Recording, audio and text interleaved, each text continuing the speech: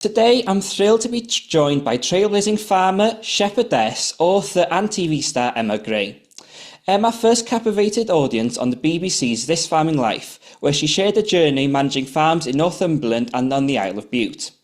Emma is not only a skilled farmer keeping sheep and cattle, but also a record-breaking sheepdog trainer, having broken the world record fee for a dog twice. Emma has been training dogs since she was 13 and has represented England on the international competition twice, and has also won the All-England Nursery final twice. Emma was also a part of the gold-winning team in the World Trials set in Holland. Emma has chronicled her life in two acclaimed books, One Girl and Her Dogs and My Farming Life.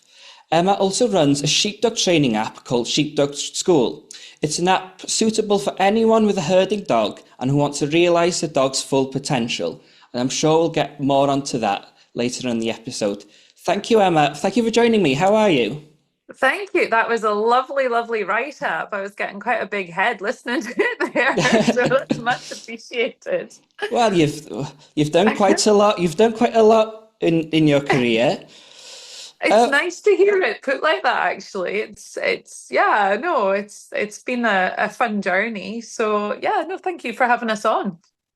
So I'd like to start at the beginning then, if we can. How did you get into training sheepdogs? Did you come from a sort of sheepdog and farming background?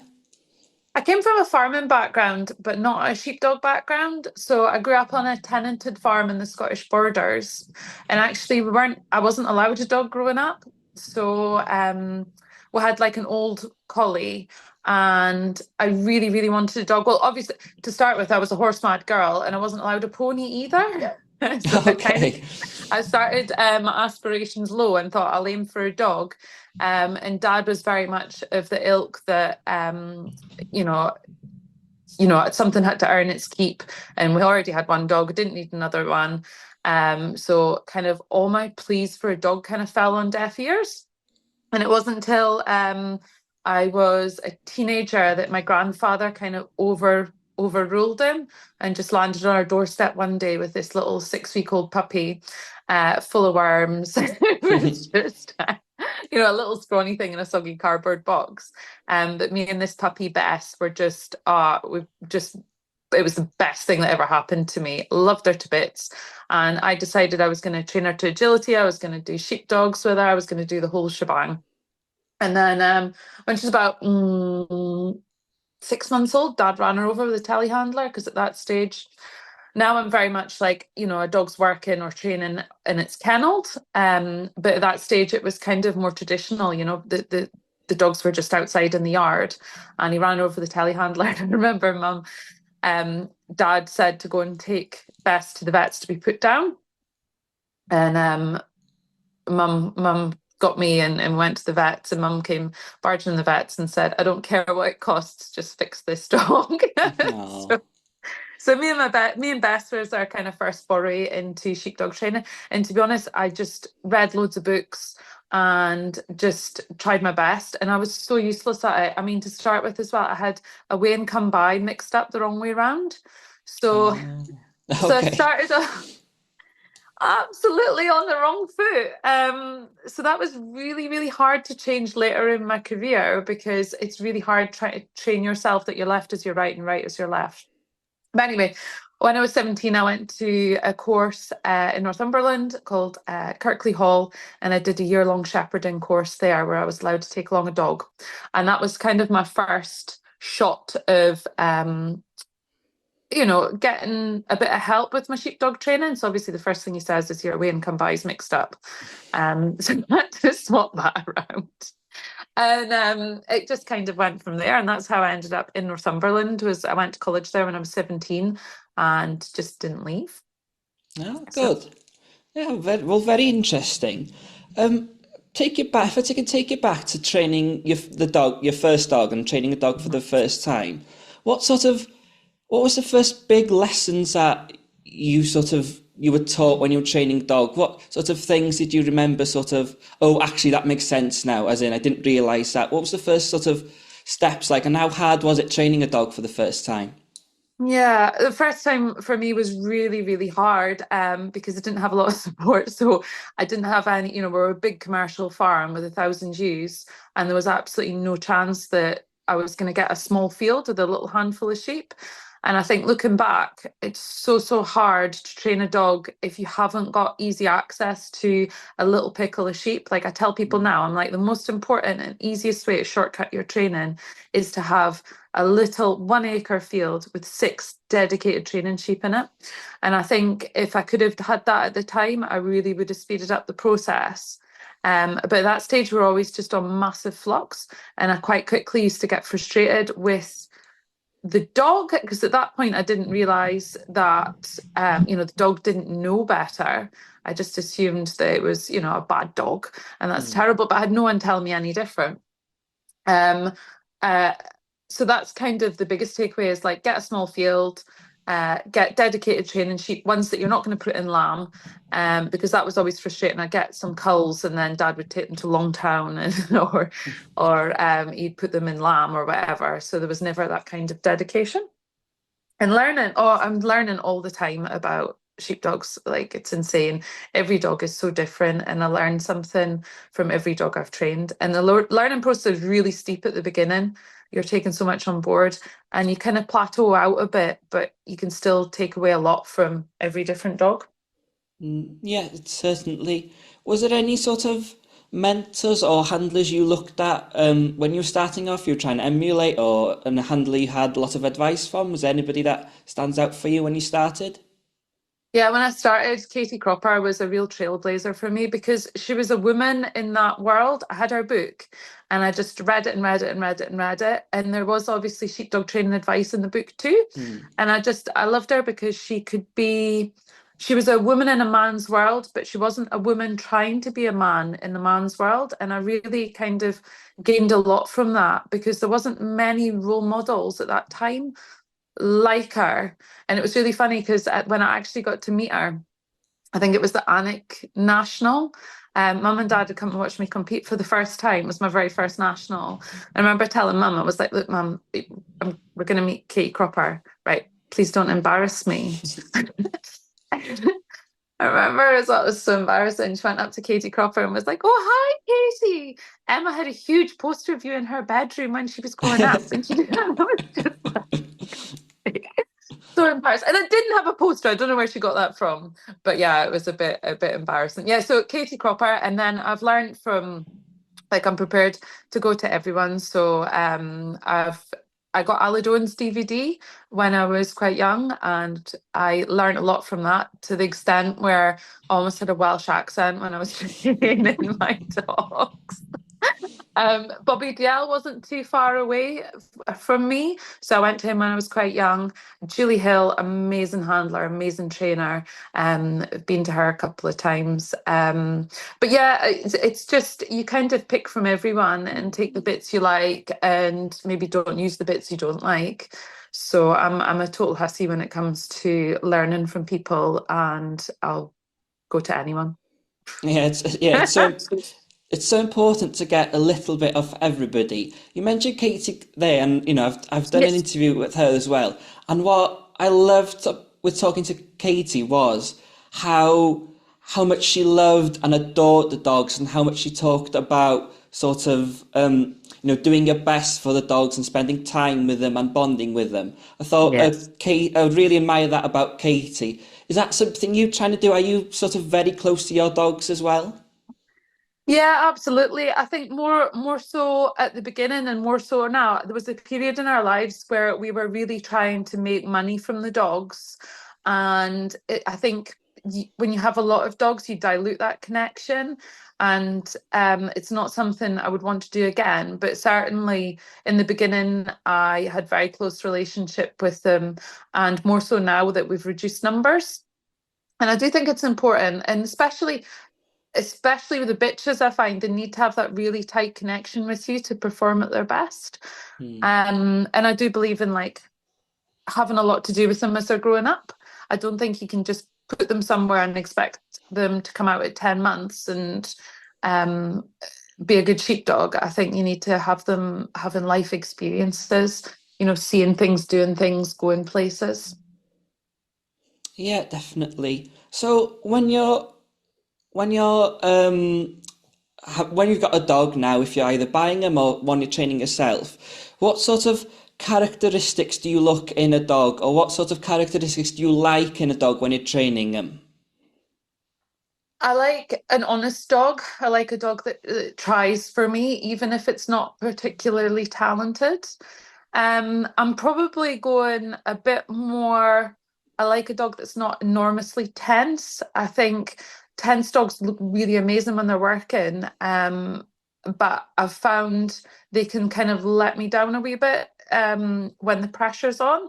So I kind of like a fairly loose and robust dog. Um, the ones with like really, really good tight tails under their bellies, really stylish ones are really good to train and to sell. But I think sometimes if you're looking for maybe that little bit more and that step up, they can just some of them I've had dogs like hold their breath at the pen and stuff, and I just think something that's a little bit easier. It maybe doesn't look the nicest to watch working, but that's kind of what I'm looking for. We don't tend to buy a lot of dogs. We do just try and breed them and raise them ourselves. Odd times I'll buy in some new blood just to try and so maybe started dogs, but for the most part we don't buy them broken. So yeah, so when it comes to breeding, are you big on the stud books? Do you sort of examine, sort of do dogs, look at their characteristics, look what they've bred, or are you somebody that is more breeding as pot luck? You could get whatever out of whatever. What's your sort of tactics when it comes to breeding and selecting a dog for a bitch? I wouldn't say I'm big on stud books or we're not massive breeders. We just like I think we've got one bitch here at the moment. So generally, I mean, it sounds bad because you don't want to be. I see a lot of people are kennel blind and just use, their own dogs. Um, for me, if I like the look of a dog, I will try it. I mean, so recently we used Die Howl's Nip, and we really like what we got off that. What was the last one we used? And then on Flute more recently, I actually did a dual litter. So I mated her to my old dog Jamie and to Banjo, the dog that I was running in the national. So I don't know. It's yeah, I don't think I have a specific set of rules when it comes to breeding. I just kind of look at the bitch and look at what I'm trying to achieve and decide what will match and suit. I don't have any stud books either, so I suppose that answers that question. Well, it definitely works for you because, as you mentioned at the start, you've broken the world record fee for a price to sell a dog twice. Latest one, I'll just remind the viewers, in February 2020, you sold a dog called Megan into the Skipton sale, and she went to America for nearly £19,000. Sort of with Megan, or sort of when you're training dogs, what was Megan like to train, and can you spot something special when you get it, and when can you sort of spot, actually, I might have something really special on my hands here? Yeah, Megan was lovely. So I did buy Megan. She would be about maybe 6 months old when I bought her. I bought her from Brian Bell and Lynn in Durham, and I just really liked the look of her. She carried herself really nicely when she was moving around the sheep, and like I don't know. I knew Megan. I'm not one of these people who can kind of decide that a dog's really good before I start competing it. Like I know what it's like on the farm, but equally, sometimes I think I've got a really good dog on the farm and it's going to do really well in the nurseries and it doesn't. And then vice versa. Sometimes I'm like, yeah, it's all right. And then I take it to nurseries and it does really well. And in fact, Megan was more that one where I just started competing with her and she just kept on getting better and better and better. And that was when I knew I was onto something quite good. And I've got to say, like, at that stage was just before it was a record price because it was before the online auctions and stuff. It was a good old fashioned one where we went along to Skipton, stuck the dog on the field and did it that way. It was like just before COVID hit, and I think Megan was one of the last dogs to go out on the plane to America before they kind of stopped all flights. So she was the right dog at the right time, and I think she really helped to put a bit of momentum into those sort of online sales and auctions because people could see what you could kind of achieve. And now the prices from then on in just absolutely rocketed. Sorry, I went a bit off tangent there, but yeah, to answer the question, I'm not one that can spot what's going to make a good trial dog, but I do like to see what they're like on the farm. I can tell if something's going to be a really good work dog, and that's sort of being calm under pressure and being brave and a bit bold. Well, yeah, I was actually going to ask you about the online sales. Sort of, as a seller, is an online sale preferable to a in-person sale? Do you like the way sort of dog sales is going more online? What's your sort of general thoughts on the online sales? Yeah, well, for us, we live on an island in the sea. So obviously online is really preferable to us because we can just make a video, pop it up, and then we don't have to go anywhere. So it saves a lot of time. And also like not being funny, going out in the field to sell a dog is so stressful.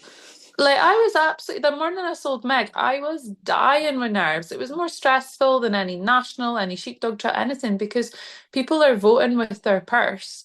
And that's a scary, scary thing. And also you've only got 2 minutes to demonstrate a dog and that you've spent years training and you can devalue that dog in a heartbeat out there. And those sheep at these dog sales, sometimes you just get a bad sheep and it's a small area to demonstrate them in. So for me, the online is preferable, but I do appreciate that it's harder for buyers because Mm. it's easier to edit those videos and make them look good. Like we really try to do all our videos in one cut so that the buyer can really see it. And we do, if the dog's got a fault, we do try and show it in the videos so that people are aware and it doesn't come as a surprise to them. We want people to be happy with their purchases. But yeah, I think it's opened it up to a worldwide market, which has allowed more buyers to come in, which is obviously a big improvement. Yeah, it's sort of great, really, how sort of I find it feels like sort of the sheepdog world is coming into modern times with sort of things like online sales, but also sort of videos online, which helps with accessibility across the world. Which brings us on nicely to the Sheepdog School. Would you like to tell sort of? I think it's better that you explain the Sheepdog School to people than I do. Would you like to tell sort of the people what the Sheepdog School is about? Yeah, so we had Tammy Wilson here scanning one day. So he runs the Sheep Game, which is like a YouTube channel, and he told us about this thing, Patron, where you could put up videos and people could subscribe to you. And he was like, "You guys really need to be on this with your sheepdogs." And we're like, "Oh, all right, we'll just give that a go." So it was just coming towards the end of this farming life. So the last episode was coming out, and we launched the online school and it just really rocketed straight off. I think there's a lot of secrecy and mystery around sheepdog training, and just being able to put videos out there that people could have access to.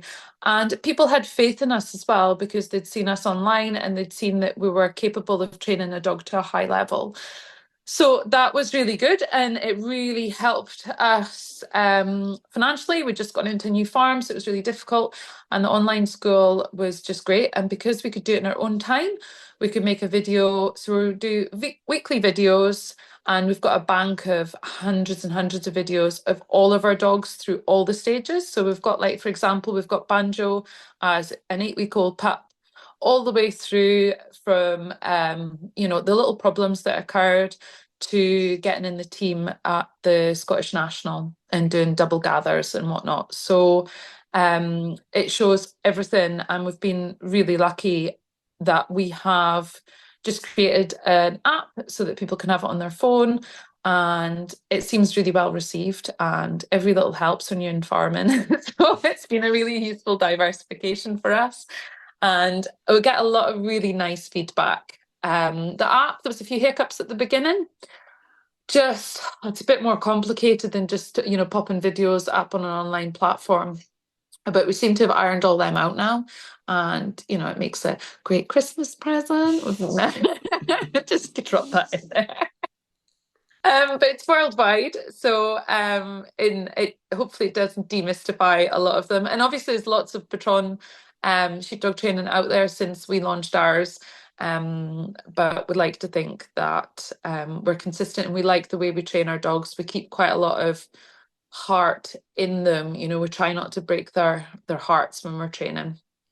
So hopefully if you go and have a look, you can download the app for free as well and see what the videos are all about. Is there sort of a particular part of training?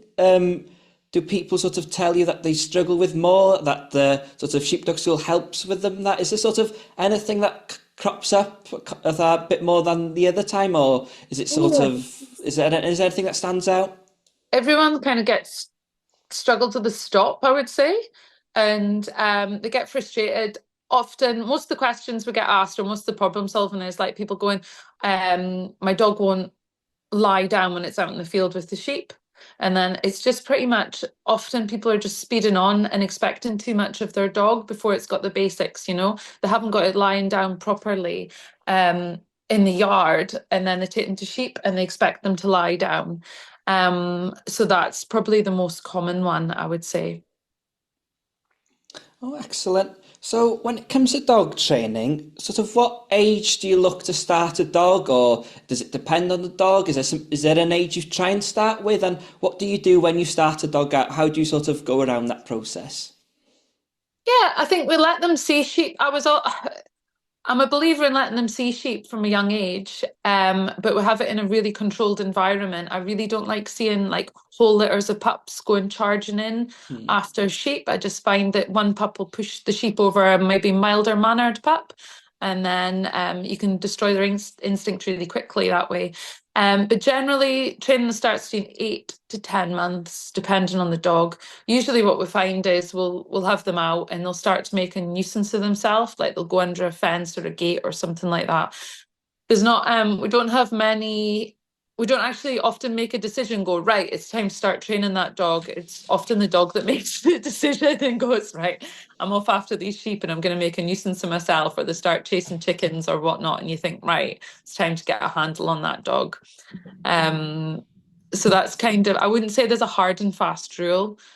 Some dogs are later than others. I had one bitch not even look at a sheep until she was 12 months old. And equally, I've had ones that looked really keen at 4 months old that never really came to anything wonderful. So when you start them out, do you use a pen and sort of let them chase around the pen? Do you use an older dog with them? What's sort of your tactics when it comes to that? I think it depends very much on the pup. Sometimes the pups, you get the bulldozer pups that just want to stalk the sheep and they'll just go through the middle of the sheep or hold them up at a fence. And you get the ones that are just like sort of take them down pups who just want to latch on. So we've got a bunch of Hebridean sheep that are really, really wise to dogs, which is great because they'll flow to you without being complete ankle huggers. And then if a dog will cut one off, they tend to just circle and come back rather than go running off and crashing into fences. So they make life really, really easy for us. So we can take a young pup out, often without an older dog, and just let them, have a play. Um, that's probably my advice to anyone is get sheep like that to start off with. I mean, it doesn't last long. After a month or two, you need something maybe a little bit lighter, but that's what we use, and we find that to work really, really well. We will use an older dog to hold that, but I do find it can sour an older dog because if you go and give a puppy a correction, unless your older dog's really bullheaded, they can get a little bit sensitive. Like, for example, my old Jamie dog, if he even sees a pup on a long line, he just goes home. He's like, I'm not putting up with any of this crap, thank you, and off he goes. Yeah, because it's like, suppose for them, it's sort of, oh, what's this youngster coming into my space? Yeah, I don't really tend to use other dogs either. I think it's a little bit of a myth that younger dogs copy and watch older dogs. I tend to find that sort of, it's either just naturally in them and they'll figure it out themselves in the end. Do you use a lot of obedience training when it paired with sort of the sheep training? Do you do a lot of lead work, sort of stand work off the field as well as sort of training on the field when they're starting out? Not really. I always say, obedience is the death of enthusiasm, and we try to keep things quite light-hearted. So generally, we'll have tied a pup up, and got them used to being tied up and being on a long line. We might have done some basics, like sometimes we teach them to sit in the house with, bits of cheese and whatnot, maybe to lie down. But I'm not a massive fan of drilling them in obedience straight off. So we try to get a really good baseline of enthusiasm before we start insisting on commands. So usually the first sort of month of lessons will just be Purdy, just getting them really enthusiastic. Sorry, it's the dog in the house barking. And then after that, once you've got a really good basis of enthusiasm, the dog's really dedicated to their sheep, then you can start being a little bit firmer and kind of asking for that obedience that you need. Yeah, because school's meant to be fun, isn't it? In theory, you want them to sort of enjoy working. So when it comes to sort of obedience, do you do a lot of quad bike work and pickup work at the start? I tend to find that my dogs, at least, don't really like sort of jumping into the back of the pickup. It can be quite, I suppose it's quite dark and daunting for them. Is that something you leave for later on, or do you do that early? Yeah, to be honest, we do like obviously I'm a really lazy person, so I use the quad bike everywhere. Which is actually it's become a problem. A couple of trials, like I had my chip dog jump on the bike at the top of the field, and sometimes I noticed on the hill the other day, I was whistling a that'll do whistle, and rather than look for me, they looked for the quad bike. So we do get them used to the quad really as quick as we can, because we use it a lot. Pickups and stuff, I usually find that if they're a good traveler on the quad bike, they're not too difficult to transition into the pickup. But it's not something I think the pickups are quite high to jump into as well. So Hmm. it's usually something that kind of just happens in the run up to nursery trials. We kind of start teaching them that. Or if I've got a dog either that I'm thinking is going to be a sale dog, I will teach them to jump in the pickup. But it's not on my list of priorities because we have got a quad bike and we find that that's the most crucial thing that they need to learn to ride. And I think certainly in this modern age where quad bikes are the norm, you can't have a dog scared of the quad bike. And Hmm. if it is, or if it's a tire biter, it's a really, really bad habit to break. So it's something that we just will not tolerate. And it's something we make sure that our dogs are good at riding the bike and we've never had a tire biter. But I do get quite a lot of people message me saying that the dog's either really fearful of the bike or it's a tire biter. Okay. So when it comes to sort of progressing on in the training, do you sort of try and train a dog differently if it's going to be a farm dog, a trial dog? Do you sort of train them the same and then see what they're best at? How do you sort of pick off which dog's going to be a trial dog and a farm dog, or are you training the same principles either way? Yeah, we're like we train exactly the same way for a trial dog and for a farm dog. It's identical. And I know sometimes people will message me saying, "Oh, I just want a dog trained for farm work, not for trials." And I'm like, "Well, it's exactly the same thing. Hmm. Good farm dogs will make good trial dogs." And yeah, we just teach them exactly the same way: outrun, driving, fetching, shedding, in the pens, the whole shebang. So we like to think like all of our trial dogs are farm dogs. Otherwise, we wouldn't Yeah. be keeping hold of them. Yeah, because if you think about it, sort of the elements of the trial are supposed to recreate challenges that you'd have on the farm. So, it makes sense that they do both.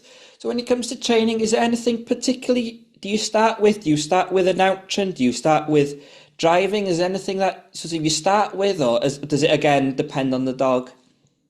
I try to get like them just casting round and giving the sheep enough room so that they're not pushing the sheep all over me all the time. Just I find that frustrating, but I don't have a set formula. Like I tend to start driving with them quite quickly. And I suppose that comes a wee bit from Bobby Dale.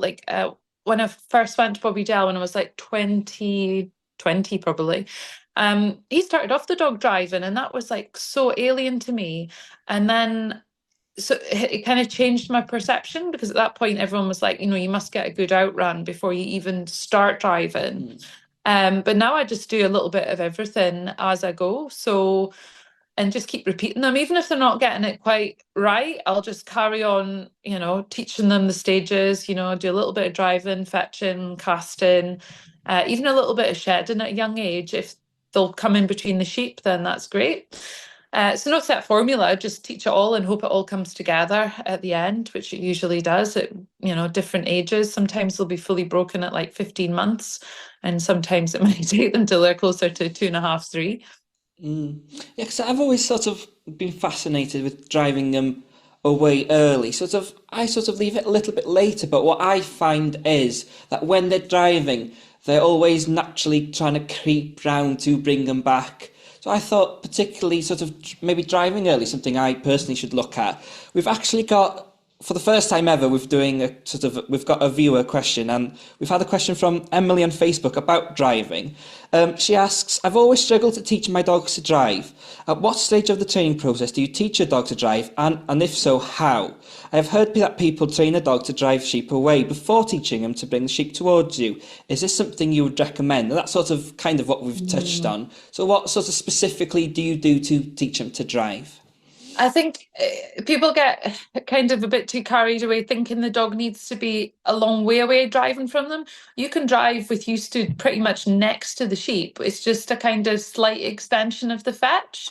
So I'll just get the dog, that nice little stalk, and just get it to do a few steps driving, and then stop it and cast it away a few more steps. And like, we've got a little half-acre paddock, and you can be kind of in your dog's eye line the whole time. So we call it like driving in a square or driving in a circle, where you're just in your dog's periphery vision all the time. And as soon as you start to see them going a little bit, like they're going to flank, or they're speeding up, or they're kind of dropping their shoulder a bit, you just stop them and then ask them up, and they just get really confident, just like paddling away behind their sheep. And I think if you can get them paddling away nicely behind their sheep, it helps them to regulate a wee bit on the fetch, I feel, as well. Like, sometimes I see dogs fetching their sheep, but they're not really fetching them, they're just kind of galloping behind them. And I think if you teach them to drive, you get that really nice stalk that looks so nice, and they're almost reading and balancing their sheep better than just kind of running down the field behind them. Yeah, definitely. I hope that answers your question, Emily. And if anybody else is watching and wants to send in the question, please do. So when you mentioned sort of asking your dog to stop, are you sort of, do you use lie down? Do you stand? Do you expect them to stay on the feet, or do you like a dog to go down? Do you really emphasize the lie down and stop, or do you like them more on the feet? What sort of style do you prefer when they stand? Or do you think actually they need to lie down and stop regardless? I'm kind of have to try and base it on the dog. Like, if I've got a sticky type of dog, I'll probably keep them moving more and maybe try and keep them on their feet. Just lately, I've got a dog that was always going down, and I've just been teaching him to get back on his feet and stay on his feet, which has been a long process. I mean, obviously, ideally, I would have the dog on its feet all the time. Like, I love the way James McGee works his dogs, and they're just on their feet the whole time, and it looks amazing. But it's not so much of an easy thing to do, because when a dog's on its feet, I think it's almost easier to cheat in the stop. They can just take a little step, or just, they've got a lot more presence on the sheep. And sometimes I think we don't give them enough credit. They can influence the sheep quite a lot when they're on their feet, which is great if they're an honest dog and they're trying to help you, but sometimes they'll use it for their own gains. So I think it just very much depends on the dog. I like a stand, and I will, especially if they're driving, I feel they're more inclined to work on their feet, and I will certainly encourage them to stay on their feet if I can. But I'm not gonna, make a fuss of it. I think sometimes if you make too much of an issue of it, you can cause your own problems. So just kind of work with whatever suits the dog, I suppose. What I find is, like with my current dog Banjo, he will go down on his belly, coming down, at the top of the field and coming down the fetch. And by the time we've turned around my feet, he's on his feet for the stop. And I'm like, look, if that suits you, that's fine. And he can be on his belly when he starts to pen, but as the pen progresses, he's on his feet. And I'm like, look, potentially he's reading the sheep better than me. I don't know. But it's just whatever works. if it ain't broke, don't fix it. Well, yeah, well, that is the challenge of sort of training a dog. Really, is sort of finding what suits them and going for it. Or if they're all different, or else you could train the same one multiple ways. What do you enjoy most about sort of the training process? Is there anything particular you love to teach them, or is there sort of what makes you happy when you're training them? What's the joy you get out of it? Oh, I love training a natural dog. I love when it goes well and you're not having to forever correct things. Like I don't like giving corrections. Um, I just love it. Like, and people sometimes say like a dog can be, if a dog's too nice, it won't be any good. But in my experience, some of the best dogs I've had were just pure naturals and they were easy to train. I don't like fighting a dog. I like a dog to work with me. What do I like? I love teaching shedding. I love it. I just get a kick out of it. I love seeing the dog really realize its power and its ability. And I love it if I've got a dog that's really good at holding sheep. Sometimes I get a bit carried away. I'm just like watching the dog hold a sheep. And then obviously eventually, they'll make a mistake and break back. And I find that frustrating and I always should quit sooner than what I do. But I do like watching a dog holding a sheep. Yeah, it's interesting because we've all got sort of our own little preferences and whatnot. Yes, and interesting you said about shedding. I personally find shedding quite daunting and quite a hard thing, especially when you're sort of in the trial and you know people watching you, times are going and you Yeah. can't quite get them. Sort of, what would be your sort of top tip when it comes to shedding in a trial? Is there anything you think people should maybe consider that they don't perhaps do already? Well, I don't know because since I don't know if I'm the best person to ask on advice because since moving to Scotland and running on Scottish Blackface, I've turned into the worst shedder in the world. Like they're completely different to anything I've ever worked with. They need handled with kid gloves and they need, handled really, really carefully. Um, but for me, I don't know, like I feel like I was a much better shedder when I was competing in England, but then maybe it was the dogs I had at the time. I don't know. Um, I would say, well, certainly with the sheep we're working with at the minute, the blackies, is to not let them know that you're shedding them. You've got to almost pretend like you and the dog are just there coincidentally and you're not actually even looking at the sheep. And it's quite hard because the dog is reading you and knowing that there's a shed coming, but you need to try and pretend to the sheep that you're not shedding. So it's like this Mm. terrible game we play with them. And I haven't quite got to grips with it in Scotland yet. Um, but I'm learning. See, in Scotland, since I moved to Scotland, I haven't been to a single trial with a single. All Okay. all of the trials, every one, and I've been here for what, 3 years now. Every single trial has been a straight split on four sheep. I've never competed in a single trial here with three sheep. It's always four. So that's been a learning curve. So it's always a shed, and that sounds easier, doesn't it? Like shedding two is easier Mm. than a single. But then Scottish Blackface are just wild. Yes, fascinating sort of the differences in the countries between, in the trials in different countries. Um, would you sort of prefer sort of the Scottish sort of kind of trials to the English? Do you think that sort of one country does it better and gives them maybe an advantage when it comes to international, or do you think it's just different, not necessarily better? How do you sort of grasp the differences between the countries? I think moving to Scotland has made me a better handler. I think having to learn to work with Scottish Blackface has made me a better handler. But my preference is to run on mule ewes. Like I love mules and I get them and I understand them so much better than any other breed. But yeah, there's quite a lot of difference. Who makes, I don't know. I mean, I think Scotland has probably got the greatest number of international handlers. Every trial I go to now, there could be five or six international handlers. Whereas I think, say, in England, there may be more widespread. So because Mm. England's such a big county, whereas at a trial in Scotland, you'll get them all. Um, so that's made a difference. And I guess you have to up your game if you're competing against likes of you know, Neil McVicar, Stuart Davison, all those international handlers, you do need to up your game. Mm. And are you sort of, what's your sort of approach when it comes to training? Are you sort of a very competitive person? Do you love the sort of competitiveness of a sheepdog trial, or is a sheepdog trial for you more sort of testing your dog? Do you sort of enjoy going to bigger trials? You for a smaller trial? What's your sort of attitude when it comes to sheepdog trialing and sort of different sort of sheepdog trials? Yeah, no, I'm not naturally a competitive person. I just really like to be able to go out there and make a good job, I think. And I think that's the joy of sheepdog trialing. It's almost about a performance rather than a competition. It's not like you have to, win a race and beat the other person. You just have to put up the very best performance that you can. And to be honest, I really love training dogs and love nursery level. Open level is good. And then you get to the next level, and I suffer a lot from nerves. So it's harder for me to compete at those sort of higher levels.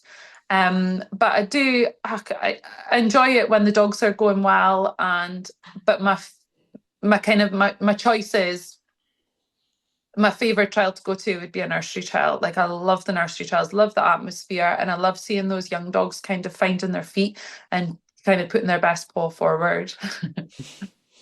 Well, yeah, certainly. And sort of with the sheepdog school, obviously, you get to sort of get in contact with sort of all sorts of sort of dog people, sheepdog people, sort of you get to speak to all kinds of people. Do you think sort of is trialing popular in sort of the wider sheepdog handler sort of world?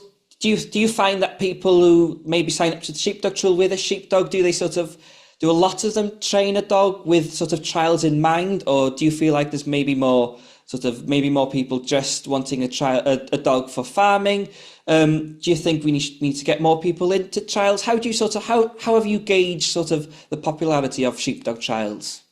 Yeah, I think there's a big misconception in the farming community that trial dogs aren't good farm dogs. And I find that really frustrating to deal with. Like they all think that trial dogs are just little dogs who kind of carefully pick their way around a trial course. And it's really hard to explain to them how difficult and how accomplished a dog needs to be in order to compete well in trials. And I find it frustrating when farmers look down on trial dogs. Because I always get farmers come up to me and tell me how good their dog was and how much it was better than any trial dog I would have, which is a hard one to swallow. Um, but I think overall, I think people want to be proud of their dogs. People sign up to Sheepdog School because they want to improve their dogs. And whether it's for working or trials, they are aware that they need a bit more knowledge. And they're the kind of people that join, are the ones that just know that they're maybe not using the dog to their full potential and know that there's room to improve on. And yeah, I think potentially there has been people who have come through the Sheepdog School who have tried trialing because of it, because we're kind of trying to reveal all the steps that you need to take and what say a nursery dog needs to look like before it goes into competition. And I think farming's really cool at the minute as well. I think there's a lot of people getting into it because it is cool. And I think social media has helped a lot with that, with the perception of it. And sheepdog trialing, yeah, it's a really cool sport. It's tough sport, but I think it would be great if it encouraged more people into it. Because the problem sort of around here in North Wales is sort of farmers sometimes automatically assume that their farm dogs would be sort of no good for trials, and you never know until you sort of try. Do you feel like sort of sheepdog trialing is accessible enough for maybe sort of your average farmer with a sheepdog? Do you think maybe should there be more being done to help those sort of people get into trials, or do you think actually maybe should keep the higher standard, or do you think maybe they should try just give it a go with how things already are? How do you sort of Yeah. feel about getting sort of more, or say farmers as you like, into sort of sheepdog trials? I think the biggest barrier to farmers getting into trialing's pride. And I Mm, think they're terrified to say that they've got a good dog at home. And I mean, it's a really lonely place at that trial post. And I think a lot of people are scared that the dog can make a fool of them because let's face it, the dogs can make a real fool of us mm, at that post. yeah. And I think it takes a big person to run a dog on that course because the audience can be quite scathing. I think we've all been there where you've come off after a bad run or the dog's done something unexpected, and there's always an audience there fit to pull you apart and make fun of you. And I think, yeah, if there was more opportunities, like I think nursery trials are a great place to start, but it's getting to the stage now with nursery trials where you're actually training your dog in the opens ready for a nursery season. So the Mm, standard's so super duper high that we probably do need a sort of class below that for people, first timers. But the problem is there's lots of have a go heroes. mm, And I find that difficult if you're hosting a trial and people rock up without the basic standard of training, and we've got a duty of care for the sheep. And I see sometimes people just release pretty much a wolfhound off a lead that just charges up the field and just starts worrying the sheep. So it's hard to get that balance right. Want to encourage people in, but there does need to be a sort of basic level. I think when I started in Northumberland, we did these summer evening classes that were held by national handlers, national ability handlers, and that was really good where you could kind of get a feel for what you needed to achieve before you went to the nursery trials in the winter, and that was really instrumental in helping me out and also just getting to know people. Those handlers were really helpful, so it was the likes of Mike Northwood, Bevis Jordan, Keith Preston, Paul Turnbull hosted these classes. And as a result of that, I think there was 4 or 5 of us young handlers went on to compete in the nurseries and beyond. So it's maybe something that clubs can think about doing. I know you do have a bit of that in parts of Wales anyway. So hopefully that's going to be the way forward to get young people into it. Or young people, any people. Like mm. we need more numbers for sure. Yeah, definitely. And you mentioned sort of farming, sort of working a sheepdog becoming more cool. I was just wondering, maybe, do you feel sort of a personal sort of responsibility of portraying sheepdogs in sort of a good way? Because obviously you get sort of scary stories sometimes about how sort of farmers treat their dogs, and that's very much a sort of a minority, but likes to get blown out of proportion more than maybe is. I was wondering, do you feel sort of as sort of somebody with a real big presence online, do you sort of feel very responsible about how you sort of portray sort of working sheepdogs, and how important is it for you to sort of show that actually this is an incredible thing that sheepdog handlers do, and sort of sharing the art of training a sheepdog? Yeah, I think you've hit the nail on the head there. I really, really enjoy showing how. Also, I like dispelling myths as well. Like people are like, a dog can't be a sheepdog if you pat it. That myth still exists. They're like, no, Mm, don't pat it. It's a working dog. Like it can't live in the house if it's a working dog. All these sorts of myths. It's good to dispel them and go to the general public. Go look. These dogs are working sheepdogs, but they're also much loved members of the family. And I think that's really important that people see that they can turn a working dog into a pet.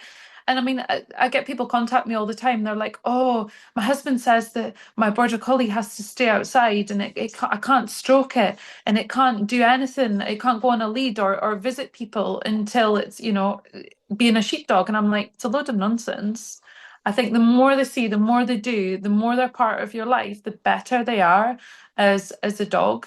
And I think, yeah, it's great to be able to portray that. And I hope that people have a really positive experience from seeing what we do with our dogs on social media and are able to replicate it. And hopefully it portrays working dogs in a good light and the way they're cared for in a good light. Because, mm. like you say, there is some horrible stories out there. So hopefully we can try and eclipse them with good stories. Yeah, because you mentioned about people saying, "Oh, I shouldn't live in the house." I've had sort of literal people gasping in sheepdog trials as in sheepdog handlers now who run in trials. I've had people gasping when I said, "Oh yeah, she sleeps on my bed and she goes everywhere with me."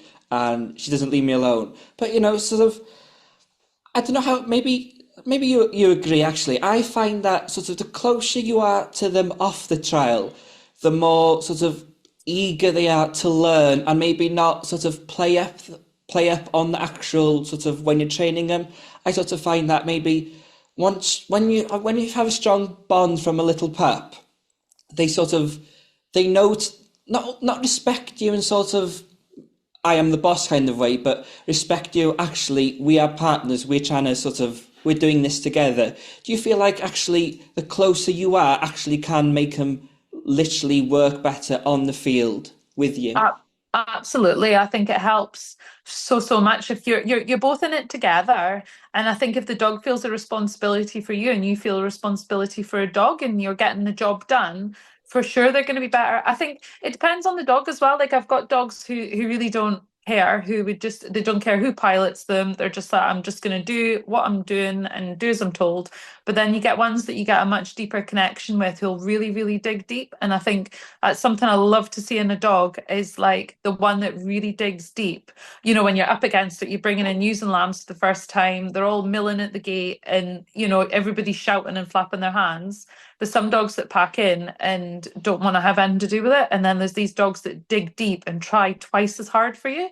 And they're the kind of ones that we want to have in our pack. And they're the kind of ones we should be breeding from. Yeah, I find that particularly useful when you maybe get in a rut because sort of I find the most challenging part of a sheepdog training is actually dealing with being in a rut. Maybe sort of you've got a week and they've not gone well all week and you've struggled to do, and maybe that's where sort of something like the Sheepdog School actually comes in handy because you actually get to see what sort of you do with your sort of sheep, and maybe actually I'll sort of think about that myself. What's your sort of tactic when it comes to if you're in a particularly bad rut with a dog, if you're having sort of a bad spell? What do you sort of do to get yourself out of it? Do you take a break with the dog? What's your process like?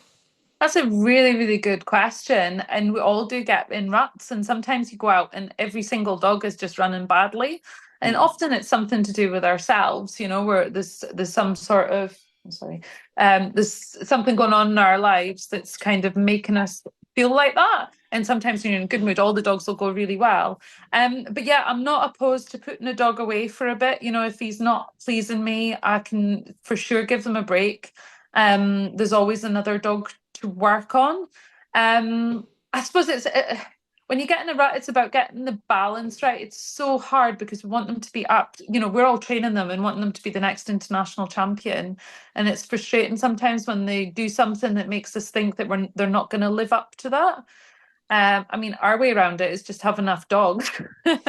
So that hopefully at one stage one of them will be pleasing us, mm, and that does help. I think it's hard. I remember at the beginning when I only had one dog and she would do something that made me disappointed in her abilities, and then because you've got so much pressure pinned on one dog, whereas if you have a couple it's kind of diluted a bit, and that does help. mm, So yeah, I think in answer to that, don't be scared to stop training a dog because sometimes your negative attitude to them can be what's actually the problem. And if a dog isn't pleasing you as well, if you're not getting on with it, sometimes they need a new owner. mm, Sometimes it's not fair on the dog. If they're not pleasing you, they can do really well in someone else's hands. Like quite often, if a dog's not pleasing me, I'll give it to Ewan. And he'll take it for a bit, and he's much less precise with them, and he has a little bit less pressure with them, and that can sometimes just chivvy them up and cheer them up enough. And then we do swapsies with our dogs sometimes. If he's got one that's been a little bit too tough or arrogant with him, I'll take it for a bit. So that's always an option. It's not an option everyone has, mm. but it's always worth looking sort of outside the box to try and fix problems. No, that's definitely great advice. And we're sort of drawing to a close, but I want to ask you, how would you like to be thought of and sort of regarded, or what are you trying to do, with sort of everything generally, sort of with your media appearances, with your dogs, with your farming? How would you like to sort of be known and sort of I wouldn't say remembered, obviously, because that sort of implies when you've gone. But how would you like to be? How would you like to be thought of and sort of regarded? Oh, that's a tough one. I would just like I'd like to be thought of like I think I would like to be thought of as being able to break a dog without breaking their heart. Like I think I love getting those dogs to nursery level and them still being, them still really enjoying it and still having lots of enthusiasm. And yeah, I think pretty much that. And then obviously I love it on social media. I think hopefully people remember me as someone who is a good advocate for farming. Like I really hope that I portray farming in a good light. And hopefully, like Katie Cropper was for me, I hope that out there's some girls out there who see me as a good role model and maybe get into agriculture for that reason. I mean, I don't know, maybe, hopefully, that is going to be something that I can look on as my legacy when I'm an old lady in a care home. No, I'm sure there's plenty, plenty that do. So just for the viewers then, where can people find more about you and sort of tell them a bit more about the Sheepdog School and where they can find that? Where would you like to send them?